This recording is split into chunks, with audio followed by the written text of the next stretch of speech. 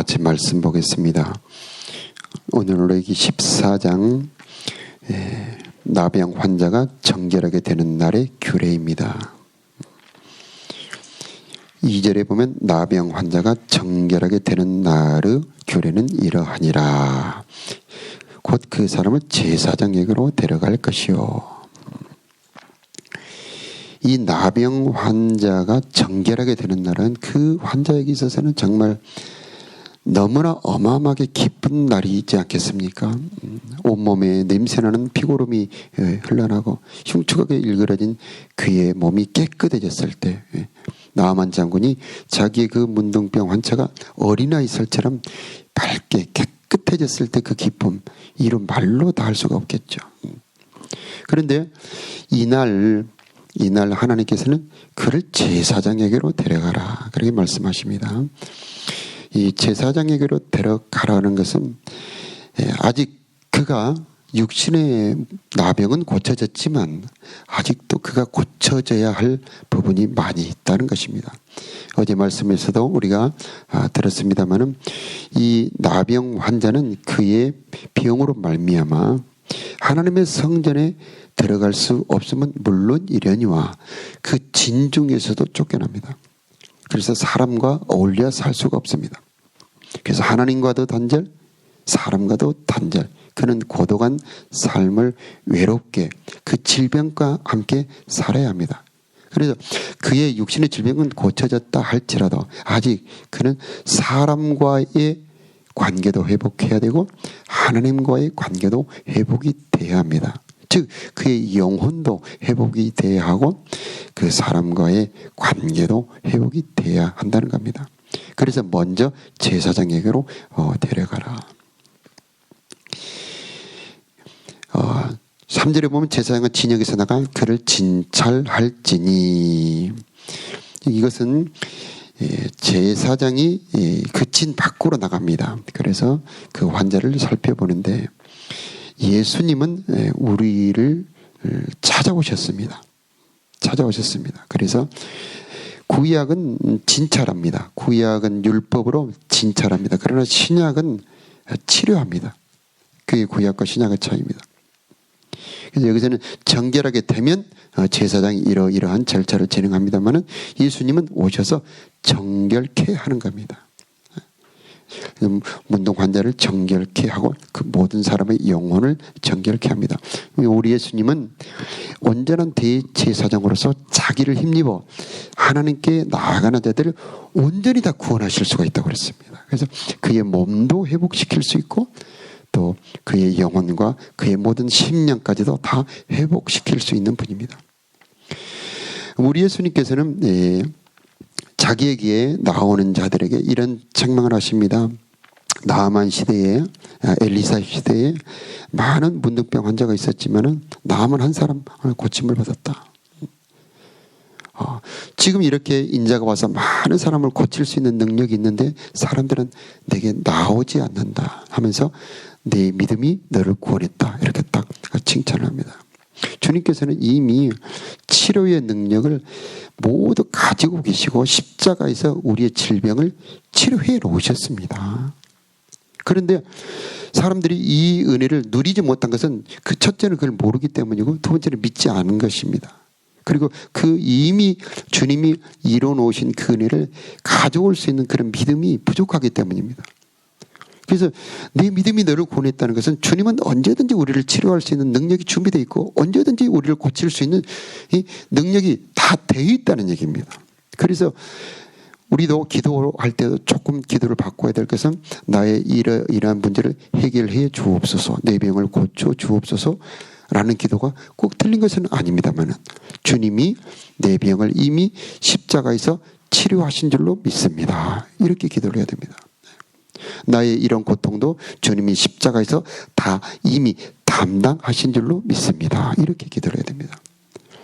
이 믿음이 있었던 여인 중에 혈루증 여인은 주님이 능력이 있다는 것을 압니다. 그래서 내가 저번에 옷깃을 만지기만 해도 내가 나을 것이라는 믿음을 가졌지 않습니까? 그러니까 그분의 능력이 그 옷깃을 만지는 순간 흘러들어 버려요. 그런데 그 받은 여자와 예수님이 동시에 느낍니다. 누가 내 옷깃을 만졌느냐? 자기 몸에서 축 하고 이렇게 능력이 흘러 들어나가는 걸 느낀 거죠. 우리는 이미 주님 안에 능력이 충만하고 주님이 이미 우리 앞에 우리에게 주실 모든 은혜를 준비해 놓으셨다는 것을 우리는 알고 믿어야 됩니다. 그리고 기도할 때에 이 선포기도 이미 주님이 나를 위하여 이미 예비하신 줄로 믿습니다. 이미 이루어 놓으신 줄로 믿습니다 하고 간구하며 나가야 되는 것입니다. 그래서 이런 이 나병 환자가 정결케 되는 모든 규례를 이미 예수님이 성취해 놓으셨어요. 이미 다 성취해 놓으셨습니다. 이 나병 환자는 지금은 거의 나병 환자를 거의 볼 수가 없습니다. 소록도에 가면은 이 음성, 겉으로는 드러나지 않습니다. 속으로만 나병균을 보유하고 있는 사람들만 아주 소수가 있습니다. 그래서 이 나병균에는 거의 쓸모가 없는 것 같지만은 그러나 하나님께서는 이 육신의 나병뿐만 아니라 영혼의 나병, 그것이 오히려 더 무섭습니다.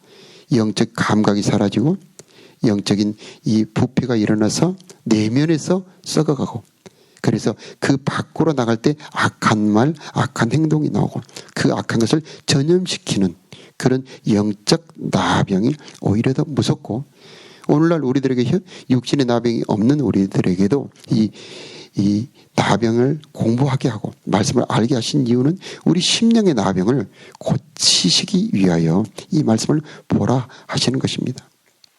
그래서 이런 모든 이런 절차를 통해서 이 그를 정결케 하는 과정을 이미 예수님께서 이루어 놓으셨다는 것을 알고, 하나님, 나도 혹시 이런 이 영적인 나병이 있다면 이런 질병이 치료되게 하여 주옵소서 하는 마음으로 이걸 보아야 하는 것입니다. 이 절차가 크게 8일간 세 차례에 걸쳐서 이루어집니다. 이 첫째 날은 그 환자를 정하였다고 판단되면 첫째 날은 제물을 가져오게 하는데, 첫째 날은 새 2마리를 가져오게 하고, 이 흐르는 물, 지금 물이 흐르지 않습니까? 흐르는 물 위에 그 항아리 위에서 그 새 2마리를 넣어놓고 1마리를 죽여서 그 피를 받습니다. 그리고 그 피를 받아서 그 환자에게 7번을 뿌립니다. 정하다, 정하다, 정하다, 정하다 하면서 선포하면서 피를 뿌립니다. 피의 의미가 여러 가지가 있는데 이것은 정결케 하는 선포의 의미가 있습니다. 그래서 깨끗게 하다. 이 사람은 깨끗하다라고 선포하는 겁니다. 우리는 예수께서 그 보혈의 은혜로 우리를 의롭다 하고 우리에게 선포해 주셨음을 믿어야 하는 것입니다. 너는 의롭다. 너는 의롭다. 그래서 내 행동으로 어떤 내 자격으로 의로운 것이 아니고 예수의 피를 힘입어 우리는 깨끗하게 되는 것이죠. 그리고 난 다음에 이제 그 죽은 새는 죽었습니다만 산 새는 날려버립니다. 이것은 예수님의 죽음과 예수님의 부활을 말하고, 이 흐르는 물은 성령의 역사, 성령의 사역 속에서 일하신 십자가를 지신 예수님을 말하고, 이 항아리는 우리의 연약한 질고를 담당하신 예수님이라고 볼 수가 있습니다.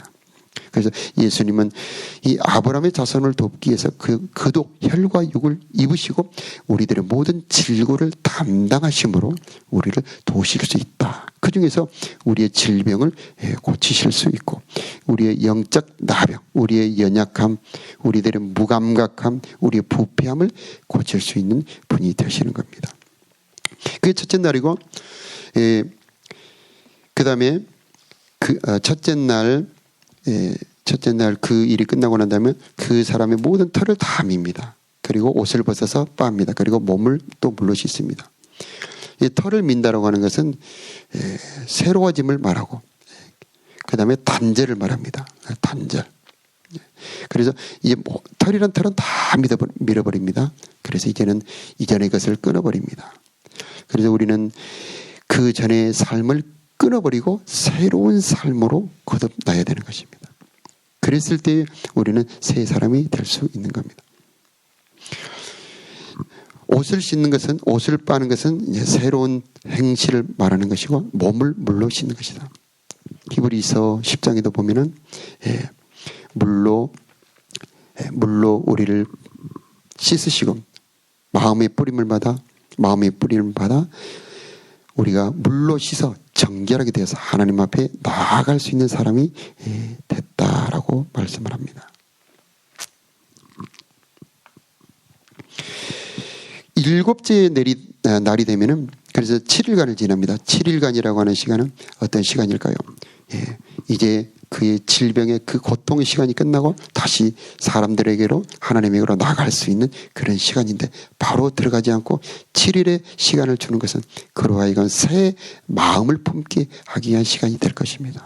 우리도 그 시간 동안 우리들에게 회개의 기회가 있다면 새 마음을 품어야 할 것이다. 7일째는 다시 한번 털을 다 밉니다. 머리털, 수염, 눈썹까지 다 밀어버립니다. 그리고 다시 옷을 빨고 몸을 물로 씻습니다. 그리고 자 8일째 그 다음날 8일째가 되면은 이제는 진 안으로 들어옵니다. 진 안으로 들어와서 회막 앞으로 갑니다. 드디어 사람에게로 하나님에게로 온 것이죠. 거기에서 순양 2마리, 흠은 어린 암양, 그리고 소재물, 그리고 그 다음에 기름 한 녹이라고 하는 것은 우리로 말하자면 한 2홉 정도 될 겁니다. 그리 많지 않는 기름입니다. 이 기름을 가지고 와서 제사장이 오면은 그때 제사장이 3가지 제사를 드리는데 속건제, 속제제, 번제 이 3가지를 드리게 됩니다. 우리가 배웠죠. 속건제는 무언가 배상이 필요할 때 드리는 제사입니다. 그런데 특이하게 이 나병 환자가 정결케 되는 이 규례는 다른 제사보다도 이 속건제를 아주 자세하게 설명을 하고 있습니다. 즉 이 나병의 원인이 또 나병으로 인해서 회복할 은혜가 이 속건제와 영향이 있다는 겁니다. 속건제와 즉 무언가 피해를 끼쳤다는 겁니다. 그런데 목사님 말씀을 통해서도 우리가 들었습니다마는 미리암이나 게하시나 또 그 다음에 우시아 같은 사람도 다 기름 부음 받은 종들과 연관이 있어요. 그들을 비방했거나 그들에게 폭언을 했거나 그들에게 거짓말로 속였거나 그래서 이 속건제물과 속죄제물은 다 제사장에게로 돌려라 그런 말을 합니다. 이 속건제 절차 중에서 특이한 것은 뭐냐면 첫째는 그 피를 받아가지고 위임식 절차가 굉장히 유사합니다. 그래서 똑같은데 귀에다 바르고 엄지손가락, 엄지발가락에 바릅니다. 그리고 이것은 뭐냐면은 이 속건제로 이 바르는 것은 이 나병의 죄가 오는 원인과 결과를 동시에 말할 수가 있습니다. 나병이 왔을 때, 우리 영혼의 나병이 왔을 때 어디가 막히느냐? 어디가 은혜를 받을 수 없냐? 우리 귀가 은혜를 받을 수 없고 우리의 손과 우리의 발이 은혜를 받을 수 없다는 말이 될 수가 있습니다. 그래서 우리의 귀가 하나님의 말씀에 감동을 받아야 되는데 세상 말에 감동을 받습니다. 그때에 제사장이 그 제물의 피로 그의 귀와 손과 발에 발라주는 것은 깨끗해져라는 그런 말입니다. 하나님의 아들 예수의 피에는 능력이 있습니다. 그래서 정결케 하는 능력이 있습니다. 우리의 마음의 귀, 우리 심령의 귀를 정결케 하는 능력이 있습니다. 이 그리스도의 피는 사랑이 들어있다고 말씀드렸죠. 이 그리스도의 사랑이 우리를 강권하시기 때문에 우리의 심령의 귀가 깨끗해지는 것입니다. 세상 말이 더 이상 들리지 않고 하나님의 말씀에 감동을 받는 것입니다. 그래서 우리도 오늘 기도할 때 주님 내 귀에 그리스도의 피를 발라주옵소서. 그때에 우리 귀가 깨끗해지는 겁니다. 우리 귀가 얼마나 중요합니까? 에덴 동산의 하와는 뱀의 말을 들었기 때문에 그가 망하게 된 거고 아담도 여자의 말을 들었기 때문에 망하지 않습니까? 이 피가 우리의 귀에 발라졌을 때 듣지 말아야 될 말을 듣지 않도록 차단해 주는 겁니다. 그 피가 여러 가지 기능이 있는데 그 피의 기능 중에 하나가 바로 더러운 것을 막아버립니다. 보일로 덮어버리고 막아버립니다. 재앙이 오지 못하도록 막아버립니다. 우리의 손과 발도 마찬가지죠. 하나님의 일을 하는 것이 즐겁고 하나님의 뜻을 따라 인도받는 것이 즐겁도록 그 피가 우리를 감동해서 끌어가야 되는 겁니다. 제사장이 그렇게 그에게 이제 나병에서 이제 나은 그 사람에게 그렇게 해주는 것은 그 은혜를 회복시켜주는 겁니다. 이번에는 기름을 왼손바닥에 왼손이 이렇게 왼손이 가득 이렇게 많이 따라지지 않겠죠? 한 반컵 정도 따라지지 않겠습니까? 그럼 그 기름을 가지고 이번에는 동시에 그 피 위에다가, 그래서 우리는 예수의 피 위에 성령 감동까지 가야 되는 겁니다. 성령의 감동, 성령의 인도, 성령의 충만이 왔을 때 우리는 온전한 사람으로 바뀌게 되는 겁니다. 그 귀에 바르고 엄지손가락에 바르고 엄지발가락에 그 기름을 바르고, 또 특이한 것은 여호와 앞에 7번 뿌립니다. 여호와 앞에. 이것은 여호와 앞에 7번 뿌린다는 것은 하나님 이 사람에게 성령의 감동을 주옵소서, 성령의 은혜를 주옵소서, 이것을 7번 소원한다는 의미죠. 남은 손의 기름을 그 사람의 머리에다가 얹어 그의 머리에 기름을 발라줍니다. 이것은 예수 그리스도께서 우리들에게 성령으로 우리 머리에 기름 부어주는 것을 말하는 것입니다.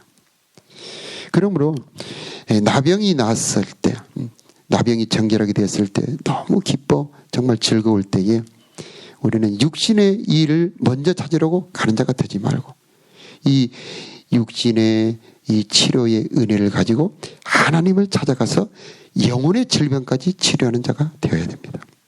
이 영혼의 은혜가 회복되었을 때 그 사람이 온전해지게 되는 것입니다. 이 영혼의 은혜가 회복이 되면은 이제 세상 말이 들리지 않게 되고 악한 말이 들리지 않게 되고 하나님의 말씀에 감동받게 되고 이제 그전에 할 수 없었던 하나님의 일을 할 수 있게 되고 하나님의 인도를 받을 수 있게 되는 것입니다.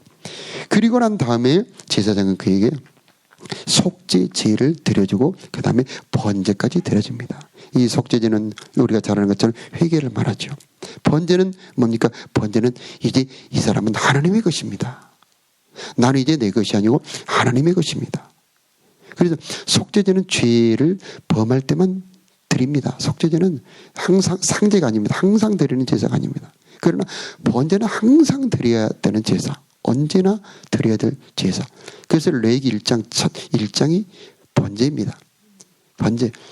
그래서 제사가 다 중요합니다만 그 중에 번제가 중요한 이유는 왜 그러냐면 내가 하나님의 것으로 산다는 것은 악한 것이 건드릴 수 없다는 것이고 이제 하나님의 것으로 산다는 것은 이제 하나님이 그를 주장하시고 인도하신다는 것이고 하나님의 것이기 때문에 거룩하게 하시고 하나님의 것이기 때문에 보호하시고 하나님의 것이기 때문에 그를 축복하시게 되어 있는 것입니다. 그래서 우리는 항상 번제로 하나님 앞에 나가야 되는 것입니다.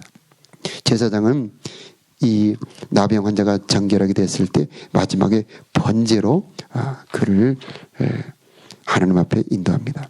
21절 이하는 절차는 동일합니다. 그러나 재물이 더 작습니다. 가난한 자도 그가 만일에 정결하게 되었을 때 이런 절차를 따라서 제사를 드려라 라고 말하고 있습니다. 우리는 예수 그리스도를 통해서 우리 영혼의 질병까지 고칠 수가 있습니다. 이미 우리 주님께서는 예비해 놓으셨고 우리를 위해서 이제 성령의 감동을 받는 자, 그 피로 인도받는 자로 우리를 이끌어 주실 것입니다. 그러므로 우리는 내 영혼의 질병을 고치고 내 영혼의 심령 회복을 위해서 제사장에게로 나아가야 하는 자들이 되어야겠습니다.